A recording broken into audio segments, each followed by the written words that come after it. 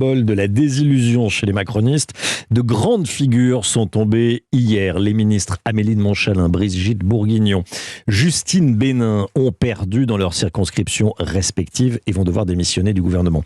Richard Ferrand, marcheur historique qui était le président sortant de l'Assemblée nationale, n'a pas été réélu dans son fief du Finistère face au candidat de la NUPES. Battu également, l'ancien ministre de l'Intérieur et chef des députés La République En Marche, Christophe Castaner, lui aussi a perdu contre un membre de l'Union de la gauche. Il s'appelle Léo Walter, il est directeur d'école dans les Alpes de Haute-Provence. Écoutez sa réaction.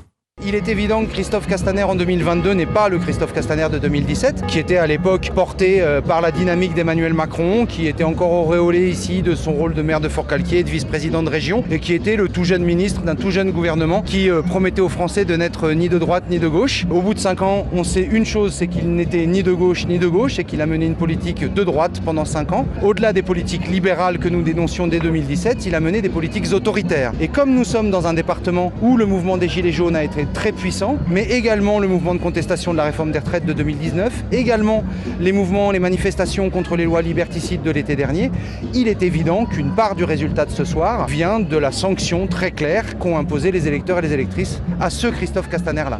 Léo Walter, le tombeur de Christophe Castaner aux législatives dans les Alpes de Haute-Provence, au micro européen de Frédéric Michel. La grande surprise de ce scrutin